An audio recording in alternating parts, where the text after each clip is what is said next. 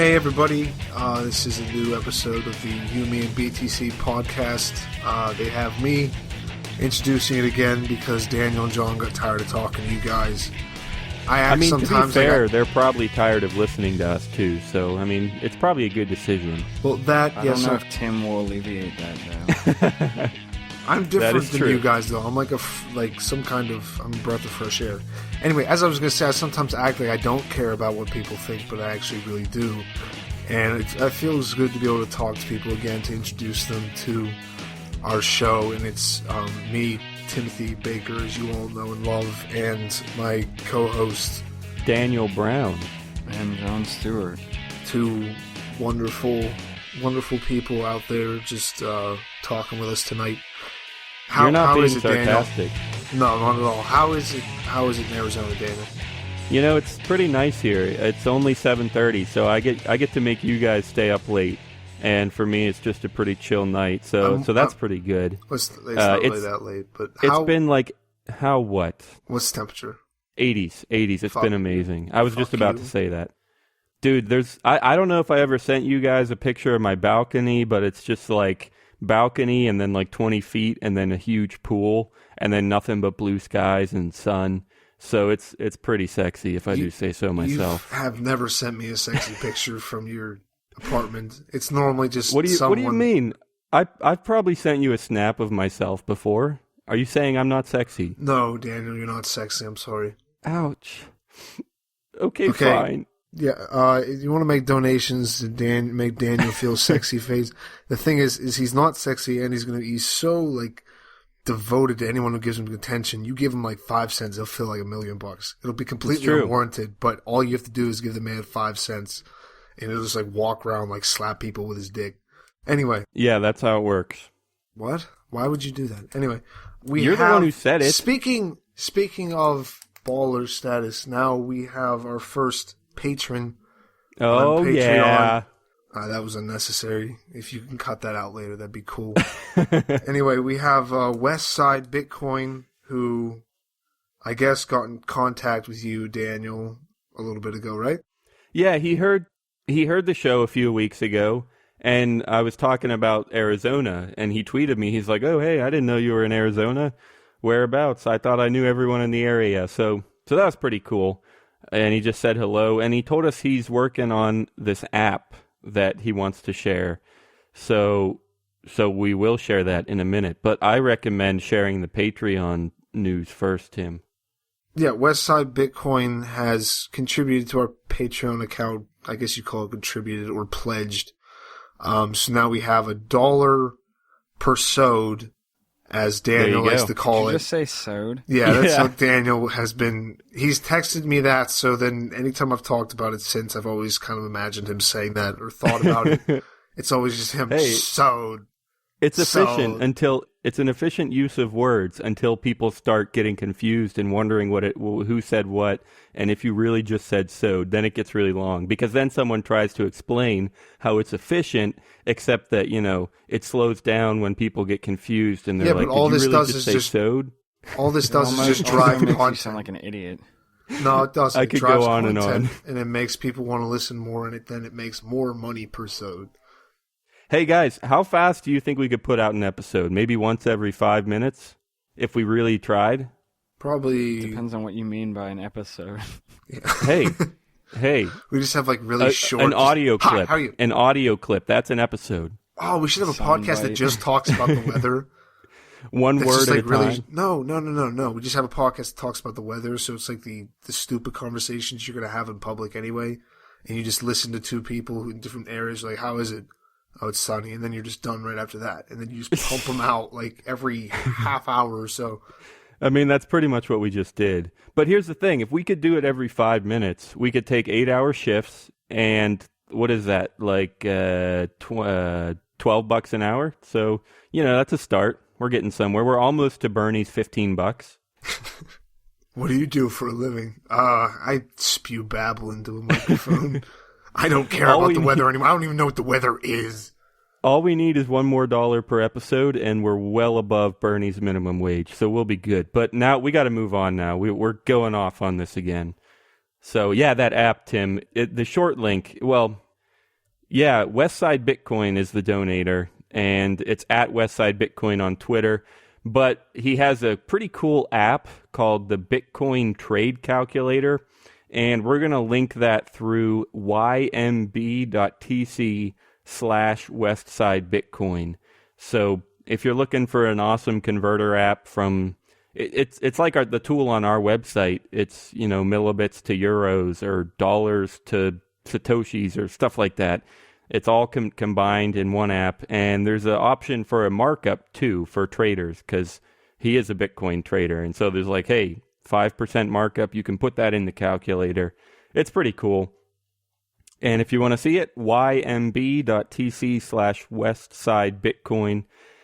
And if you want to get similar plugs, like we've been saying for a few weeks, will be anyone who donates, even if it is 5 cents per episode, literally.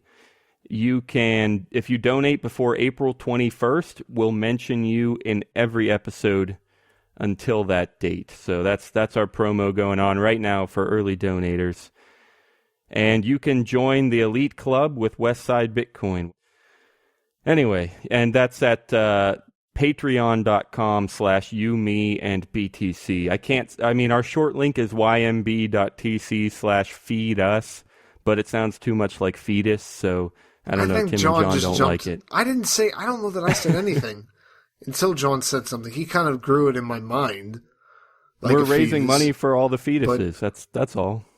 It doesn't matter if you didn't hear it before I said it. It's true. You hear it now, exactly. It's not even like that you have to strain to hear it. Like, it's literally exactly the same depending on your accent or dialect or whatever. Feed us, fetus. No. You don't say it like that. One of them is say us. feed us. Feed us. Feed us. Give me food. Feed us. But that's not how Daniel said it. No, it definitely, there's a difference. One of them is us, one of them is is. Daniel's got a little shine to him, and not in like the cool, like, from the movie stuff, but he's just got like a little something special about him that I just don't worry about when he talks. Anyway, John wants to talk about how the robots are taking over the world, so I'm turning it over to him. Yeah, speaking of Bernie's minimum wage. Oh, yeah. Feel the burn. Feel the burn. Well, that was actually kind of how this Did you see that topic fucking came bird? about. Can someone shoot that bird from that picture? What are you talking about? There was like a bird I'm lost. You didn't? Okay, there was a bird that landed. You really just interrupted me. Yeah, I did. There was a bird, because this is Tim, special I don't news care that needs about to be there was brought a bird. up. There was a bird that there was You a bird ruined my that segue. Like, I had a The segue bird. going, and you completely killed it. Fine. No, now I want to know about this bird. It's too late. You already interrupted. There was a bird at a Bernie Sanders Wow. caucus or something, and it just Are landed you on serious? it landed on his podium, and everybody cheered for it because I don't know. Because Did he give it like $15 for its time? Yes, it was like, thank you, sir. I want you to be officially and efficiently compensated for your work. Here's your money, sir. And the bird was like, what the fuck am I supposed to do with this? All Your right, prices you're are way done, too Tim. high. You're done. I'm cutting you off. John's turn.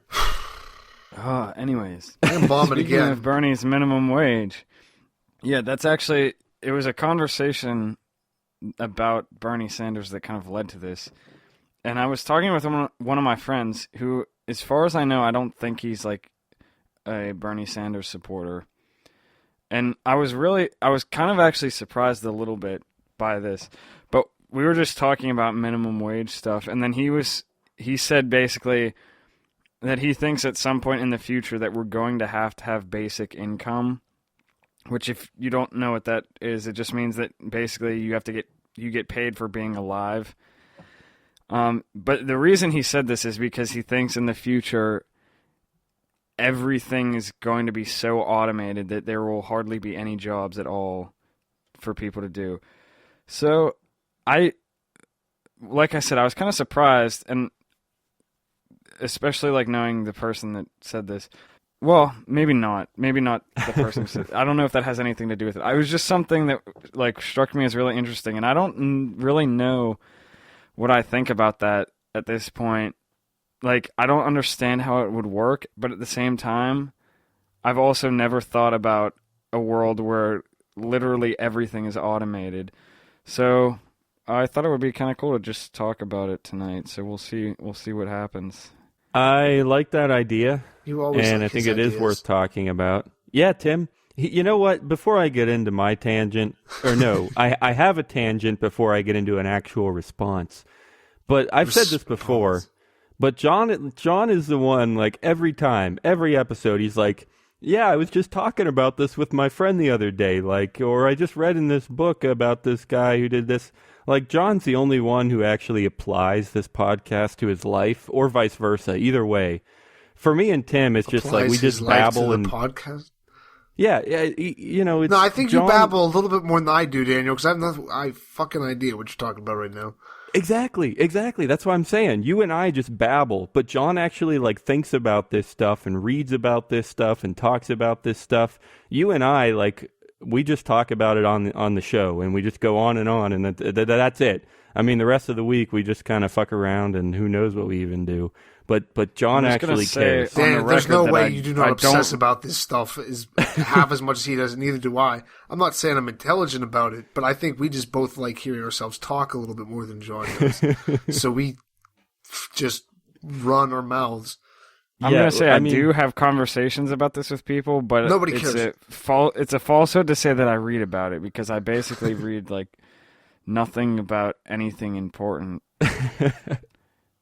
All right. Well, even the conversations about it, that's more than me and Tim. So that's a good start. But anyway, my response. All right. You don't know what I talk about homeless people with.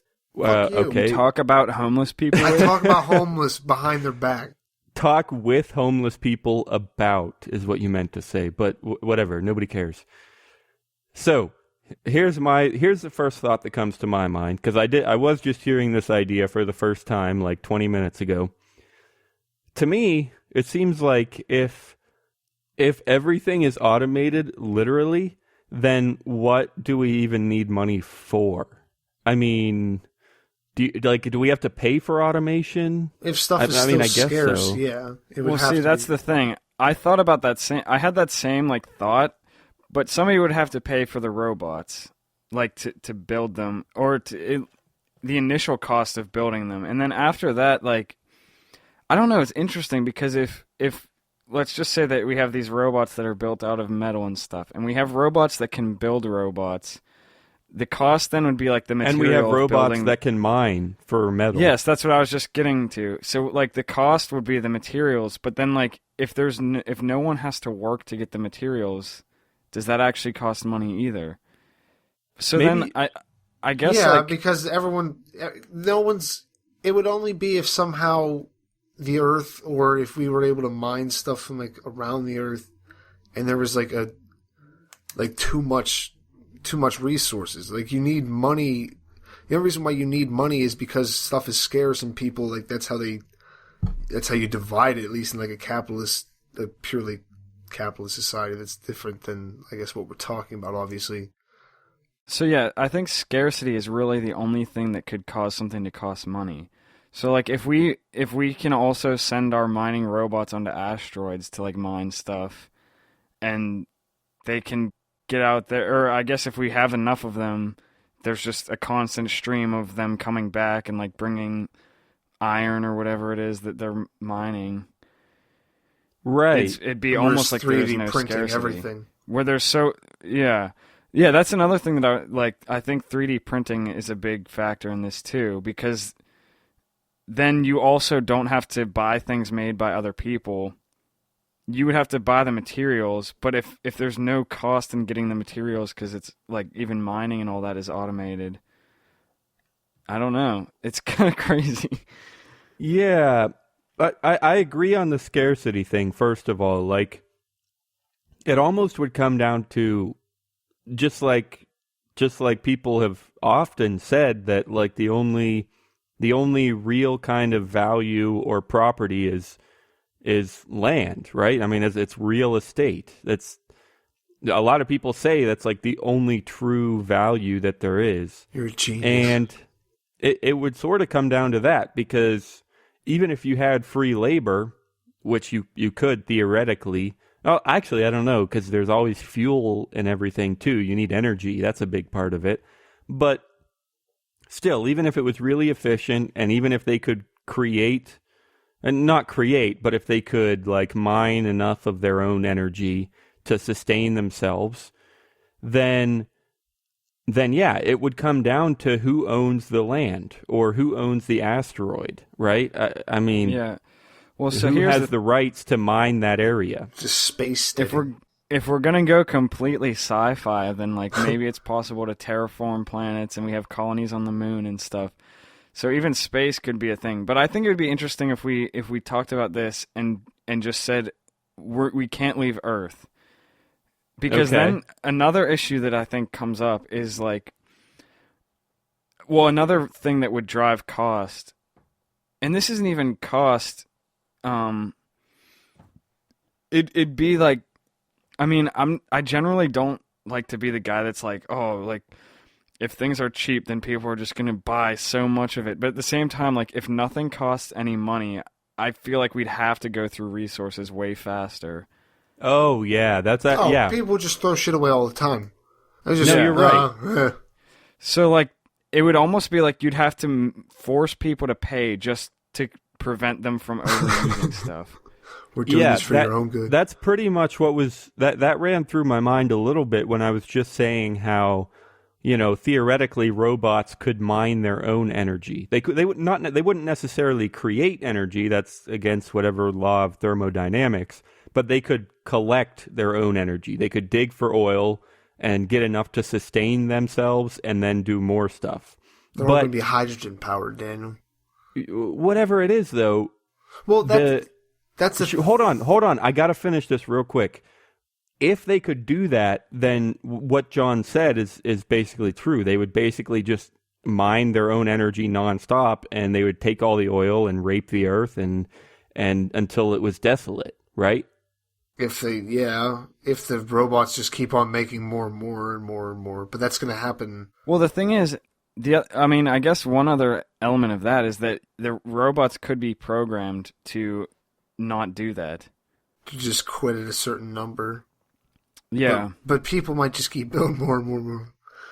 I mean, what would be the purpose of doing that programming? I'm not saying you're wrong. I'm just saying I'm asking. So that you wouldn't have to charge people for things, but you also wouldn't have to worry about running out of resources too quickly. It's like central planning. They might not ever get it. It's just like a forced. I don't know what you'd call it, like pacing. I mean, it's like it's almost, you could think of it as the same thing with Bitcoin, is where like the block reward halves. So let's do our classic generalization here. I need to simplify this a lot. So I'm a guy in the future, and I have a bunch of robots that can sustain themselves. So there's pretty much no operating cost because they can get their own energy and then do more. Then what incentive do I have? Because you mentioned, John, not selling. You mentioned that you could not charge people for stuff. What would be the purpose of my doing anything if I'm not charging people for it? Well, that's the thing. You wouldn't do anything. There'd just be a bunch of robots. Like the way I envision it is there's a bunch of robots that nobody owns that are just making this stuff. Like and like people can just go and get stuff. Okay. That's a bit of a stretch, but I can see it. And well, but then, I'm going the route that we don't need money. This is like me saying, if it were to happen in such a way that nobody needed money, I think that's so. Like, you wouldn't be incentivized to make stuff because nobody's selling stuff. It's just that people can go and get this stuff because it's just being made constantly. Yeah. So you're saying it'd be just like unlimited resources. I mean, there's net positive robots that just going all over the place doing and getting things on their own, and they just pile it up faster than the people can use it. So it's just unlimited resources, right? That's basically what it comes down to then, right? Yeah. Okay. To work, it would have to be that. Either unlimited resources or the robots would have to have like a forced limitations. Right. Yeah, but then what I was going to say is if it is unlimited, then it's unlimited for the people because they can just go get it from wherever the robots are leaving it.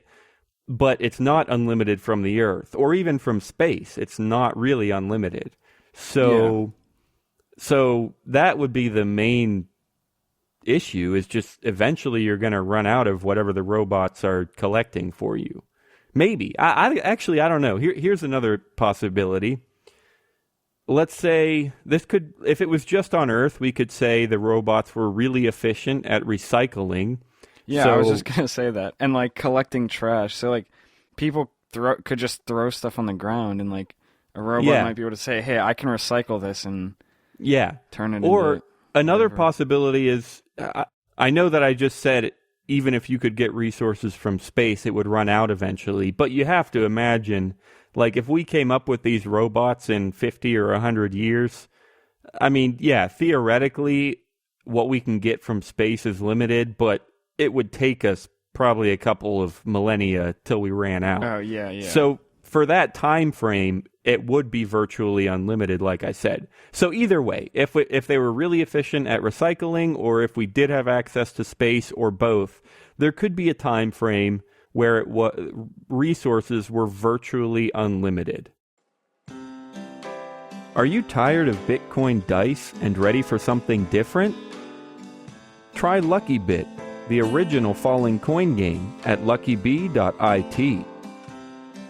It's the most exciting Bitcoin game on the web.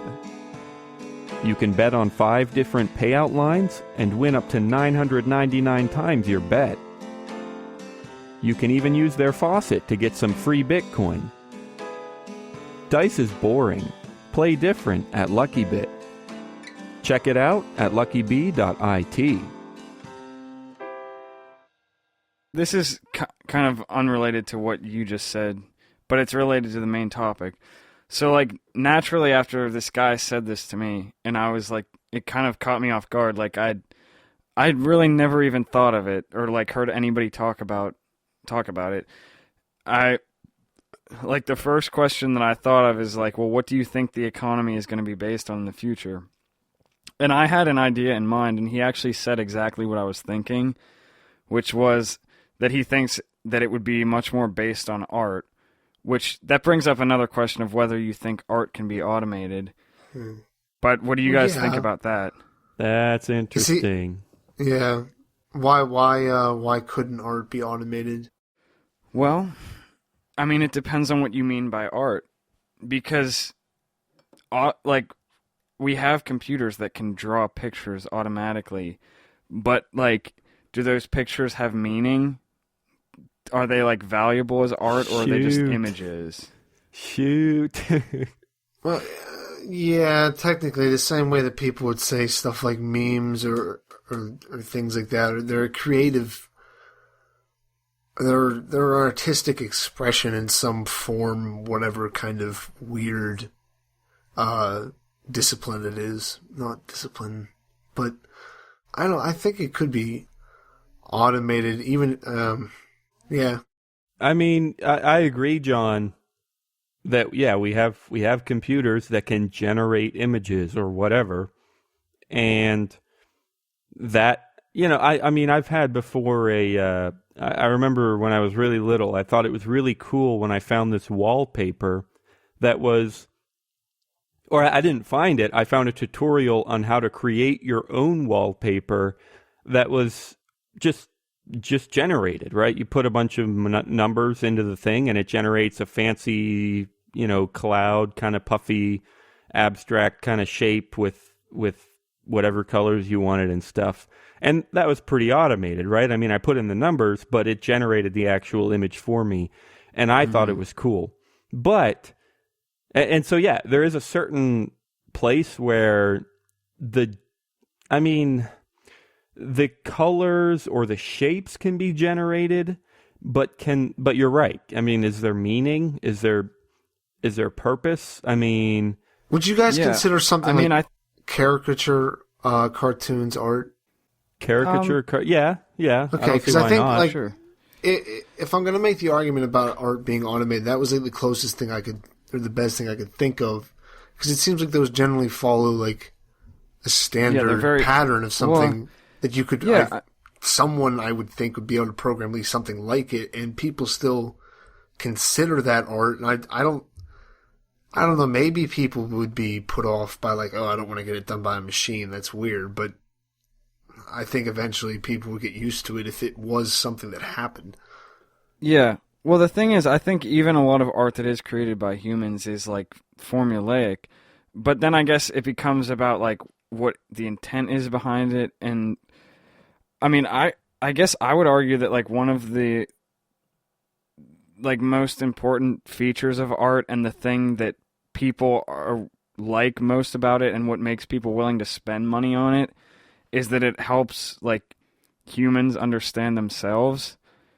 So for an automated machine to be able to make art that helps humans understand themselves, it would have to understand humans or be capable of like introspection or something like that. Yeah, but art comes normally like the person finds their own meaning or whatever they learn about themselves. That's not. People find so many different meanings in stuff that something that maybe the artist can say he meant in very multiple things, but like just because the artist is like, I meant to do this, doesn't really take away from your experience of the art or something like that. Like, I guess. I mean, I think maybe it should. That's a different discussion. But also, I mean, unless you're insane, I think there's still a limited possibility of things that it could mean. Yeah, this is actually, maybe it is a different discussion, but I want to take this tangent because... Well, I do have another thing to talk about that's more related to like economics kind of stuff. If this is too much of a different tangent. I'm just maybe it is too different, but I'm tempted now because I remember this bugging me years ago. I remember that when this was in a literature class that I took with Tim, and no, I don't think you were in it, John, but I remember that I read a book and the author had like a foreword or an afterword or something, and he was like, "This is my story. Make of it what you will." And the teacher he couldn't get over that. He thinks that every single book has one specific meaning, and you can't change that. But this author himself was like, well, no, this is my story, and whatever it means to you, that's what it means to you. And there was an interesting conflict there. And I agreed with the author as opposed to the teacher. I think that the people who are viewing the art, I mean, yeah, I'm sure the author has some kind of message, some kind of intent, but if you interpret it differently, like, there's nothing you can do about that. If you get different meaning from it, then you get different meaning from it. I mean, that's just the way it is. It doesn't matter what the author meant. If nobody understands what the author meant and everybody gets something else out of it, or if everybody gets something different out of it, to me, that's okay. I mean, you learn what you learn when you experience art. Is it okay when you're Charles Manson and it means that the Beatles are telling you to murder a bunch of people? I mean, I wouldn't say it's right. It wasn't a moral judgment. It was more just what I'm saying is that I agree to a certain extent with that guy, like, but I mean, I might be projecting onto what I think he meant by that, but I don't think, like, even an author who says something like that, when they say that people get different meanings out of it, I feel like it has more to do with how what they were saying applies to their life, and not like it has no meaning at all except what people think it has. I think it's more just that it's a statement that applies to different people in different ways. Yeah. But, like I said, that could be me putting my own thoughts onto that. But, I mean, I feel like even an artist who would say that would never be like, oh, Charles Manson killing a bunch of people because of my songs is what I meant by that. Like, that's just what he got out of it. Well, yeah, of course that's not what the author meant, and that's just what he got out of it. Maybe it was. Who really knows? And just what I'm saying is that even an artist who says that has some kind of limitations on what they're willing to accept people getting out of it. No. I mean, you can accept Charles Manson getting that out of your you don't have to accept it. It's going to happen. Without saying that it's right. Without saying that it's okay. You can say, well, this is what this meant to you, and that's... But that's just a tautology. That's not saying anything. Okay. Well, sometimes part of my problem with saying, like, it has to, the point of it is very much to do with, what the artist did with it. Is then, like, what if the artist is wrong, or, like, I don't think, like, if I make a painting, it's gonna suck so bad, but someone can still, for whatever reason, someone can still look at a badly done, or I wasn't even meaning badly done at first. I was more meaning, like, if it's like a bad message, or what someone would consider a bad message, like hate or something like that, or if it's like some kind of like racist song that, yeah, like, or if it's like a KKK, I don't know why I'm going after all white stuff. Then, like, is the artist wrong, or is that just, this doesn't even make sense as I'm articulating it, so that might be part of the problem. Maybe I just had to talk it out of myself. Here's my theory. I don't even know if it relates to what you just said, Tim. Probably not. Well, actually, I think it does. I don't know what mine just meant, so. But yeah, you're right, John. What I was saying was a tautology, like just saying that this is what you got out of this, so this is what you got out of this, whatever. Yeah, that's a tautology. But so let's clarify that then. Just what does it mean for an interpretation to be acceptable? And I don't think that it means it's morally correct. So just because I don't that, either. Yeah, just because I'm saying that, you know, it's acceptable for different people to interpret art differently than the author intended it, that doesn't mean that I think their interpretations are morally right. I think if I had to clarify, all I would say is those different interpretations are worth considering. Even if you know for sure that it's not what the author meant, it's worth talking about those interpretations and considering what they mean and how accurately they apply to the human experience. Does that make sense? Yeah, and the thing is, I think that things do have multiple possible meanings that maybe the author didn't even intend, just because so much of what goes into like a story or something is based off of like their experiences in life. They might be writing things into there subconsciously or just right. because they assume it. So I'm not saying that there's just like one specific meaning, but what I'm saying is there's a limited number of reasonable interpretations of something. Yeah. And I think you have to take into account like the personality of the artist as much as you know about that. Right. And things like that. I think for different authors, there's maybe wider ranges of things. And for different works, like some things are just way more ambiguous. And sometimes they're intended to be. But I think even when things are ambiguous and like intentionally ambiguous, there's still like certain threads in it. Right. Well, I think the artists, whatever they're doing, they have to have some kind of a meaning, even like no matter how someone else would consider worthless. You have to have a meaning to make the thing. Yeah, I mean, like I just finished watching like some kind of purpose. I just finished watching a show that's like very, very, very like abstract, and like there's a lot of ambiguous things and a lot of things that like it's weird. This is like the best way to describe it. I felt like after watching that show, I could pull out like major themes from it, but I didn't completely understand the plot, like as it actually happened. Like there's a lot of things that were very unexplained and very ambiguous and very abstract about it, but there were still things that like were very clearly intentional about it. Like there were, I don't know if I want to go, I'm not going to go into specifics because you haven't seen the show, so like it wouldn't make sense, but does that kind of thing that I'm talking about make sense? Like you notice themes like, in it, or like a driving point to it, but you don't really get exactly what's going on most of the time. Maybe because you're like, I don't understand the plot, or you're not entirely clear on it. Yeah, well, it's like 80% of the plot maybe is like it's stated like right out, and then like a lot of it is assumed, like things that happen off screen or that aren't fully explained. I'm trying to think of an example that like both of you guys would know to maybe say what I'm talking about. Well, one possibility that came to mind to me a few minutes ago, and I think it works pretty well for this, is what happens when an author creates a piece of art and then he dies and a millennia or 2 or 3 pass by, right? I mean, what's that book we read, the first one that we like ever know about in history? The Epic of Gilgamesh? Yeah, that one.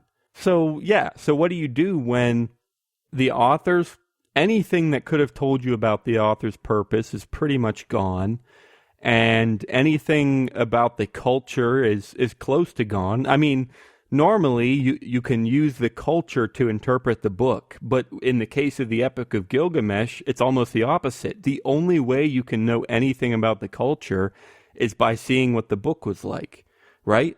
And that's not entirely true, but... Well, I know. You can get information from other places, and a lot of people have guesses, but still, I mean, a lot of the background is gone.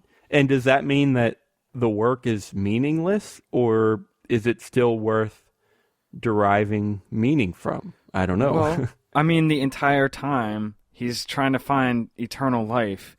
So I guess what I'm saying by this range of possible meanings is like he can't be looking for eternal life the entire book, and then you think it has something to do with like that has nothing to do with eternal life. So I must kill the YMB podcast. So like in the example of like what you were saying, where the guy says at the end of the book, like, "This is my story, make of it what you will." If that was tacked onto the end of Epic of Gilgamesh, I think what his intent would be is that people reading it would come to some conclusions about eternal life, and it may not be the same conclusions that he had about eternal life, but it's still like about the same it should subject. be. Yeah, and I can agree with that. You know, you can't just make up shit and say that. Yeah, what's his name? And the Pittsburgh artist Andy Warhol was telling you to jump off the Eiffel Tower. I agree. You can't just make up shit. To bring this back to like the automation thing. So like let's just go with the Epic of Gilgamesh. We'll like agree that it has something to do with eternal life, but we don't know exactly what. Well, the reason that's like an important piece of literature is that humans have thought about eternal life a lot for a long time. A robot would have to know that humans care about eternal life to come up with that idea. I agree, but here's something that was troubling me like half an hour ago when we first started on the art as currency in the future. How do we stop? Well, actually, I guess this is something we've covered a lot, so maybe it is possible.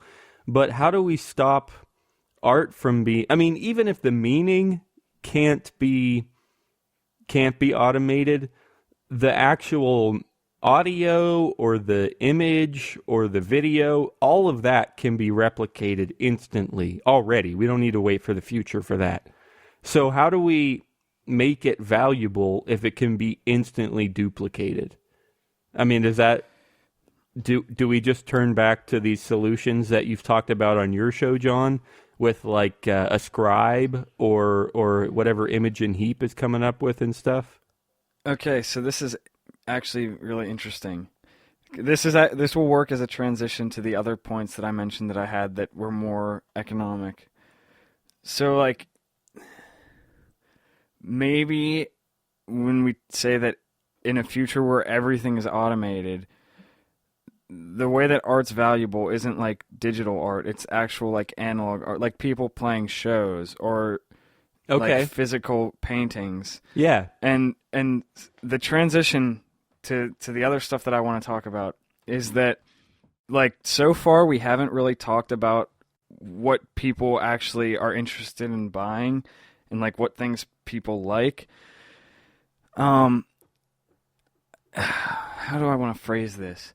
I think that people now, especially recently, as we get more technologically advanced, are obsessed with like things that are somewhat like old-fashioned. I don't really like that word, but but it's like the only word that I can think of. Like Analog? people are obsessed with organic food that's like hand farmed.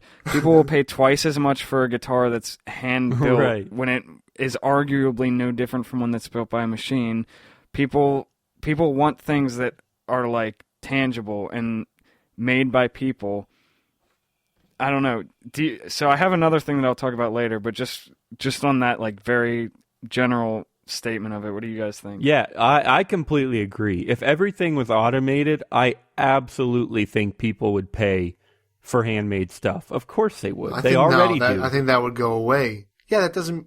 We do that now, but I think that's just because like now people have the money to what? Yeah, if you're opulent and you're living in the future. Yeah, but not everybody's opulent. Well, yeah, but not everybody. I don't know where I was going with that. with how it is now, how much more you pay to have it handmade. If everything is automated, I think that'd be out of probably. Just because I don't think that we'd ever have something where it would be endless. I don't think the people who had, I don't know how they keep it away from people really, but I think they would. Because the rich people always get the best stuff and it kind of trickles down, but then they always have something better. And it just thing is, I don't think that people are just buying organic stuff to be better than other people. I think it's because they actually have in their head that like it's better, that they like. There's something about it they like more. Yeah, I think people will stop that. I think it's kind of like a fad right now. I just think people change their minds, especially as machines become. I think it's just being like we feel like it's more like this hand-picked pepper is just so much more, just so much better. Even if the farmer probably used the exact same pesticides as a bigger place would have maybe. Although I guess most small farms don't even try to do that anymore. Yeah, I think you might be right that it could just be a fad. But on the other hand, I do think that people care about the story of things. Like there's that TED Talk that's the whole point of it is that people buy why you do something, they don't buy what you do. Yeah. He compared like the Zune and the iPod, and he was like, the Zune put out this commercial that was like, we have this much more storage than the iPod. We have this, our devices are this much faster. Our screen is this much bigger and has this many more pixels. And the iPod puts out an ad that's like somebody running and listening to their iPod and like smiling, and everybody buys the iPod because they don't care about like what it is, they care about why. Well, right.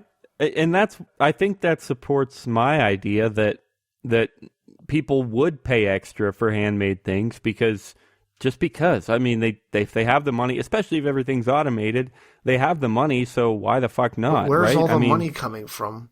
Because everything else is free. Everybody has everything they need. And so having money having money does not mean the ability to buy what you need. It means the ability to buy what you want. And people want handmade stuff. I think that's going to stick around. Why? Because it's whenever more interesting. automation, there's not going to be any small businesses left. There's no way enough. You're going to be the one keeping them in business because for whatever reason, you have money. You don't need to use it to buy what you need, so you use it to buy what you want. And sure, I think people are still going to make things just for the hell of it, and you're still going to buy them just for the hell of it. And that's where it goes into art. That's basically why I was arguing that people might still pay for art, because if we find a way to automate art, I think that even if somehow we are able to like design computers that can like generate meaning in the art and can actually have like purpose in it, even if we get there, I feel like people will still think that like a person creating art has more depth to it. Does that make sense? Like there are certain things that I think people believe are supposed to be done by humans. Yeah. Even if that's not necessarily the case. Yeah. I don't know if I would say that that's the case. And I don't know if I would say that people even believe that. But I would say that... People definitely believe that now. I mean, some people, not everyone. I don't think anyone alive today would be like, yeah, no, I want all my art done by computers. I think people would be completely against that now. Like, I mean, maybe a few people, but I think it just dies off. People change. It's cheaper. I mean, how long have people been trash talking electronic music because they don't use real instruments? That's been happening since there's been electronic music. Like 50 years, people have been saying that. Yeah, people trash all. I guess, but people trash all kinds of music. And I don't think that's going to go away. But I don't think that's going to go away. But I think they're going to always be EDM's in everything now, though. It's in like every single fucking. It's so annoying. Every single commercial has some stupid. But those aren't the people who think like having it on commercials. That's not. No, it's not, because there are plenty of younger people that don't think that. Like, I feel like especially the people who are willing to spend money on music are the ones who think that it shouldn't be made like that. Like the people who are still buying vinyl records and stuff. But that doesn't support an artist, really. Like, artists aren't surviving off of that. They're kind of like, well, no, maybe they're just surviving. But we're talking about a future where surviving isn't part of the question. Like, everybody can have what they need. In that situation, I think people are still going to like want to buy this stuff because they think that it should be made by a person. And a person's not going to make it unless they get paid for it. Yeah. So I guess this is... You just have like an art class, yeah. We say way more often than I would like to how philosophy is depressing. And I think this brought us right back to this. The core here is basically just asking, what do people want? Because we're talking about a future where everyone has everything they need. But what do they want? What does the human really want? And that's a philosophical question that... Thank you for asking the one question that everybody asks. Yeah. I mean, but that's the whole point. What do I want? What will satisfy me? That's the whole point. That's why real quick. That's what I'm saying. That's why I hate talking about philosophy, because everyone asks the same questions over and over and over, and nobody has a good answer. But I think that's where we just ended up. They're impossible. Yeah, that's the annoying thing. I wish I had got to this before we got to a conclusion like that, but I have one more. All right. Yeah, also, go for it. It's on the same like train. Like this train just keeps going. So the last thing that I have, and most of these like I've come up with over the last week, because it was last Wednesday that I had this conversation, and I've been kind of thinking about it ever since. So it'll be a week in like several hours, but services. People complain all the time about like when they have to talk to a robot on the phone, or like even I mean, I think like even restaurants, like I feel like we'll be able to have robots that can serve people food, but I think that there's probably a lot of people who wouldn't like that, and they would rather have a real person there. Yeah, I mean, I agree. You're right, but I'm the opposite. I would pay money not to talk to a person. Well, that's the thing. I don't think not having to talk to those motherfuckers, and I can just press a button, and then they just give me a hogie. What? Like, see, I get a 6 with no this and no that. And no Tim, nobody out there knows what a hoagie is.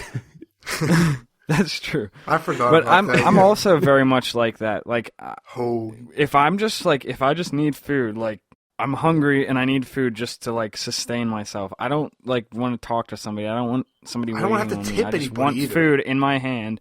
If I could go to a vending machine and get it, that would be perfect. Right. But like a lot of people aren't that way. Exactly. And if I'm like going out with my fiance and we want to have like a really nice dinner and like have a nice time, I think like I don't want to go to a vending machine. You're not going to take it to a Sheetz parking lot? No, just like go in, hang around the screens. Actually, but the other thing is this. I agree, John. It gets me really excited when I'm being served by someone who makes like less than a third as much as I do. Daniel just likes to clone people. Anyway, exactly. So like, I'll give you $10. I don't care.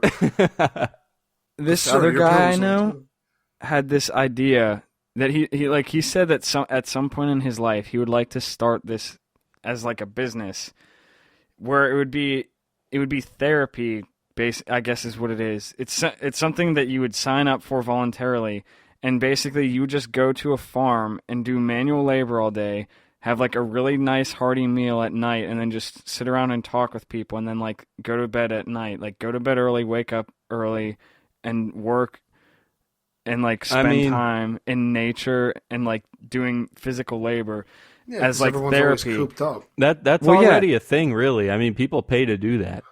Yeah, well, any of our listeners, I do run a landscaping company. I am fully in for any of this. Anyone wants to put down mulch all day?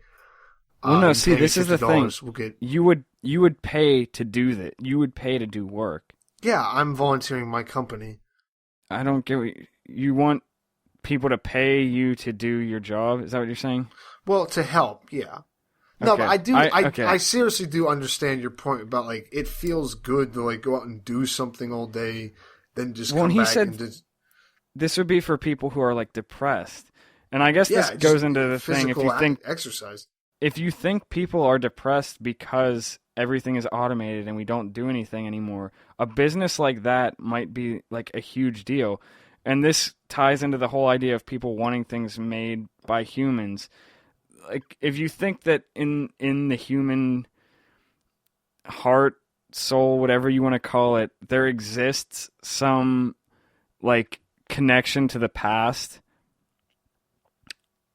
I think like that's where like things would go. Like that also would explain why people would be willing to pay for things that are handmade and stuff. So like I guess this all boils down to whether or not you believe that humans have some connection to how things have been done in the past. And right. that's what would drive people to still do things unautomated, even though they could be done automated, even though they don't have to be. Yeah, and I think I've pretty much said this in the show just now, but yeah, I think I would say that yeah, people would pay for old-fashioned and traditional and manual or whatever. So yeah, that's where I stand. But yeah, this was fun. I honestly think this is one of my favorite episodes we've ever done because I like robots, I like art, I like money, I like the future. I mean, and I hate philosophy. So that's what's your advice? As far as philosophy goes, I feel like this is like, well, it depends which way you go, but like I would tend to lean more towards the side that people will always have that in them, and for some reason that makes me happy, and maybe that actually like makes me sick. Maybe that could count as a piece of evidence that people will always have that. Like the fact that I'm happy that I believe that people will always have that might mean that it is a basic part of being human because I'm human and I think it would be cool. You're a weird human though. You get happy weird stuff. Like this, because I don't think it would just be a thing where people just completely shut off and just like sit there and get fed. I think we're going virtual reality. I think that's how people are going first. I don't think we're ever really going to get to the point that everything's fully automated. It's just going to be where it can pump it in and we just go virtual reality because we love video games. So that's my advice, is just to prepare for that. Well, that's the thing. If everything's automated, you could live in virtual reality because you would just have robots feeding you, and like maybe you could even have robots exercise you somehow, so that like you would just like move you around. Your body wouldn't just like atrophy, and then your brain can just be in virtual reality the whole time. I think people would just strip down to their brains eventually too. It's like, fuck it, I don't need it. Just plug me right in. My advice of the week is to just enjoy art. I mean, my favorite part of this discussion was just saying, like, I think people can interpret art in a lot of different ways, and I think it's true. I mean, of course, I think it's true because that's what I was saying this whole episode. And so that's my advice, is to enjoy art. I mean, sure, the interpretations are limited. I'm with you there, John. I mean, you can't just make up shit. I mean, there's some abstract art that is just a joke, but still, I mean, try to enjoy it. Right there. Try to learn what it means and just enjoy it. You know, pay money for it, have a good time. I mean, that pay money for it comment might have sounded like a joke, but I'm serious, because that means that you're actually getting something out of it. You're actually enjoying it if you're willing to pay for it. You might also be supporting the only thing that will support the artist. An economy in the future. Exactly. What are you talking about? You pay for it, and therefore it gives you meaning or something, Daniel. What was that? Tim, Not money, just money makes... money is the only thing that gives life meaning. So if money's you pay the only for measure of something... happiness. That's our advice. Just remember that. Just get those coins. All right, John. I think you're the last one to give advice, and then we'll wrap up. You got anything good for us? Well, my advice is, if you can't go work on a farm for a while, well, even if you can, I guess in both situations, you should just go out and get yourself some nice sipping whiskey and sit on your front porch with an acoustic guitar and just watch the sunset or something and play some music or do something like that. I don't know. I don't know. Pull a Walden. Do something like that. Do something. Do something analog and there natural. You go. Between LSD and mushrooms, you're saying go with the shrooms? Yeah. Exactly. Hey, and then get back to us, guys. Let us know how it goes after you try that analog stuff. At you, me, and BTC. Send us a tweet. Leave a comment at youmeandbtc.com. If you want to give us some money, go to patreon.com/youmeandbtc. It's been tons of fun. If you want to work for me, tweet me. Actually, I know my siblings own a farm, and they would love your help. So if you need therapy, let me know. And come back next Thursday, guys. This was seriously one of my favorite episodes, so thanks for being here. Thanks for being a part of it. No matter where you are, LRN.FM, Liberty.me, World Crypto Network. I don't know if we're on anywhere else, probably, maybe, but seriously, thanks for being here. We're on everywhere, Daniel, because our art worldwide. is so well received. International. So well 2009. 2009.